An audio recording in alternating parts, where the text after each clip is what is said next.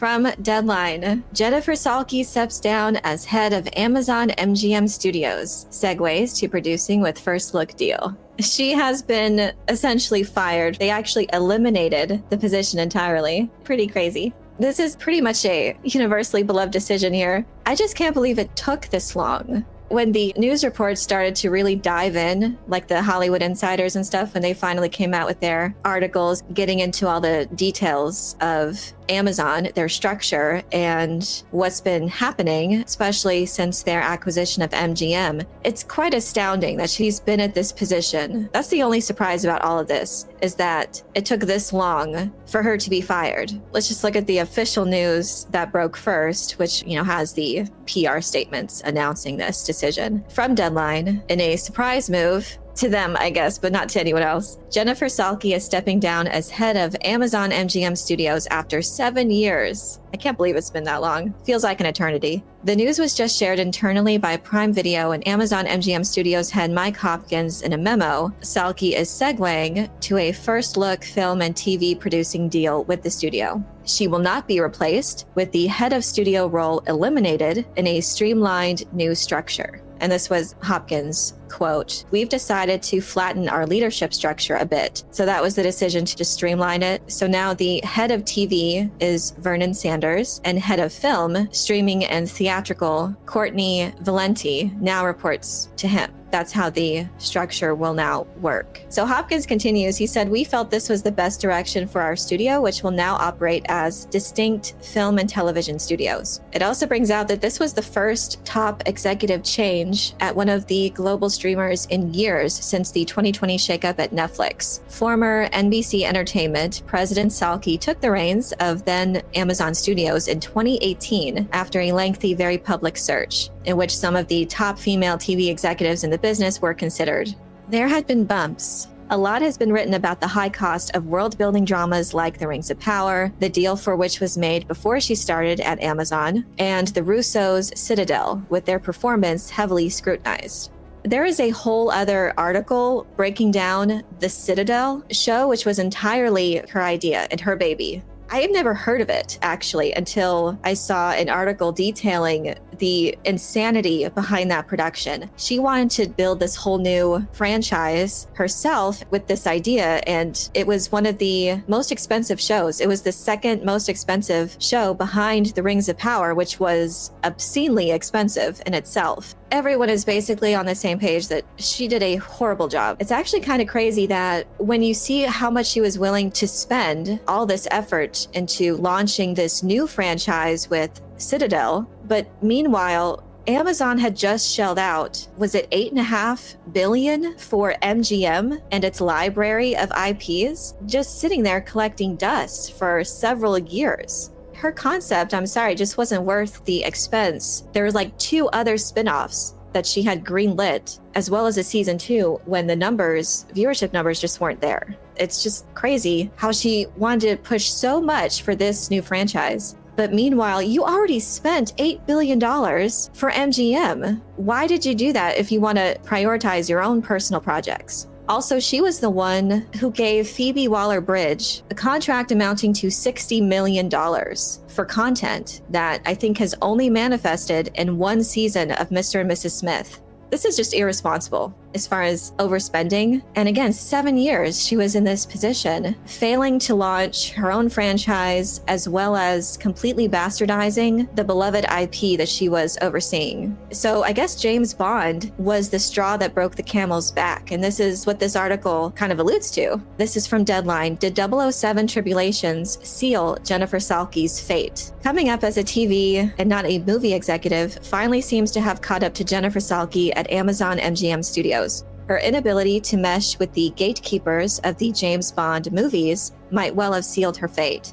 While her exit from the executive suites officially is being regarded as an exit by choice into a producing deal, sources in town say it's closer to a firing. So rumors began to swirl as the article continues, that it was evident Salke had lost luster in the executive suite when she largely was absent from the deals that brought in Amy Pascal and David Heyman as the new producers of the next iteration of James Bond films, sources said. Those deals were made by veteran Warner Brothers film executive Courtney Valenti, who came in under Salke as head of film, streaming, and theatrical. I've heard that a condition of Pascal and Heyman signing on was that they report to Valenti and not Salke, even before the latter lost her job.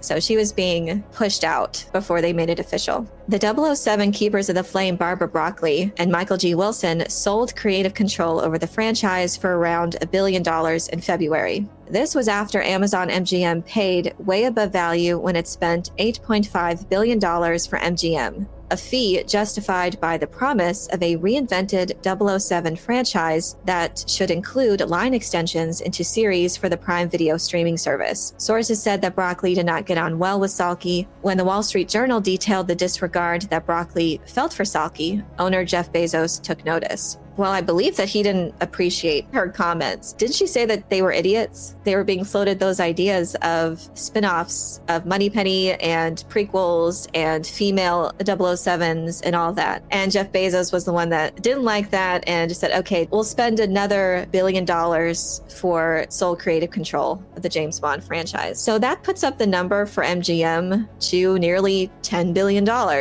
Was it solely just for the James Bond franchise? That was the main thing that they wanted. That was their tentpole IP that they were going to launch with. I mean, I guess that makes sense. Use the most well-known IPs to start off and then diving into these lesser-known ones. Stargate has been collecting dust all this time, but I guess when James Bond is one of the most beloved and recognizable IPs for decades, that definitely had the most eyes on it. I guess that was the straw that broke the camel's back, that there was just not enough positive movement. This was just one thing in a long line of horrible decision-making, overspending on projects that really just didn't have a good foundation to begin with, prioritizing those projects that you shouldn't have, while just leaving others on the shelf to collect dust, even after shelling out $8 billion for MGM's library of IPs and doing nothing with it. The article continues saying that the prize jewel of 007 was moving at a snail's pace for too long. It is far and away the most valuable IP the studio has, and there seems no good reason it has taken so long for Amazon to monetize the nearly $10 billion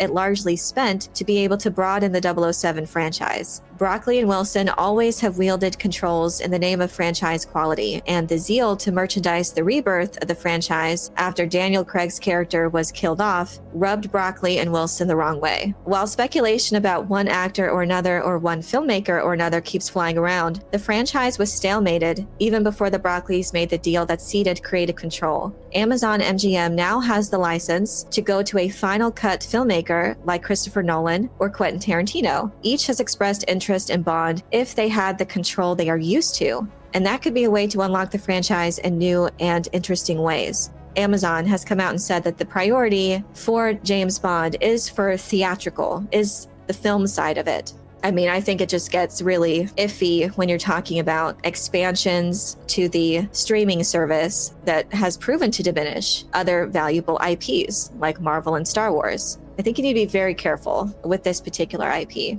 I think everyone would love Christopher Nolan behind the camera, directing a new James Bond film. He's expressed interest in the past, but yeah, he is a director who insists upon final cut, which it seems that he's definitely earned that. It's a give and take thing, and Christopher Nolan, I think, would be great to revitalize it. And hopefully once they get this on its good footing, they'll look into other things. Honestly, with Jennifer Salke out of the way, this actually gives me some optimism. And if they pursue Christopher Nolan, a filmmaker like that, I think that would definitely put a lot of fans' fears to rest. Especially just with Amazon's approach. Under Jennifer Salke has just been so corporate and so irresponsible. Meanwhile, in your other beloved IPs, you're intentionally bastardizing them. So on all fronts, she failed. She couldn't capitalize well on this huge purchase that they made. And meanwhile, she's just prioritizing this other stuff that people just aren't interested in. And there's been a few successes, but those do not outweigh the sheer number of expensive failures to where there was just no way moving forward with Jennifer Salke. They're clearly prioritizing James Bond. It is one of their most valuable IPs, like Deadline points out. Once they get that done, they'll be free to hopefully explore other IPs that have been wrapped up in all of this chaos and haven't been given attention for years and years. Some of that Citadel money could have gone to Stargate. It is just insane that it's taken so long, so much money, so much wasted time has been spent on this. When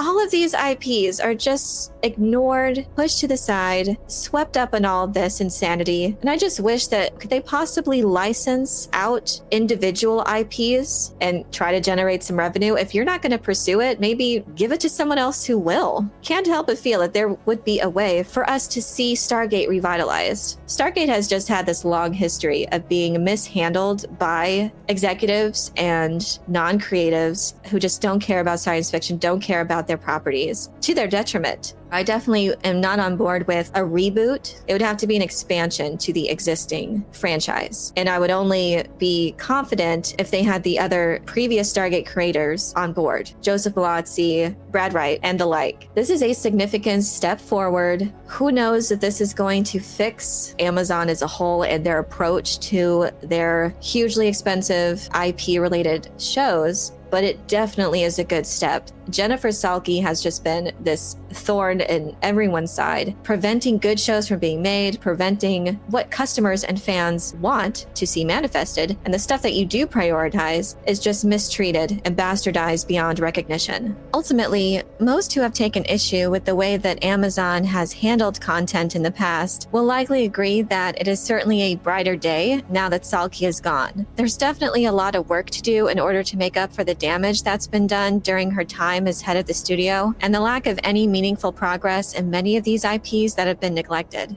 So we'll see if they can begin to course correct on some of these things now that they've made this change. But I'm curious to know what you think of Salke's exit from her previous role at Amazon MGM. Are you optimistic about what this could mean for some of the biggest properties under their care?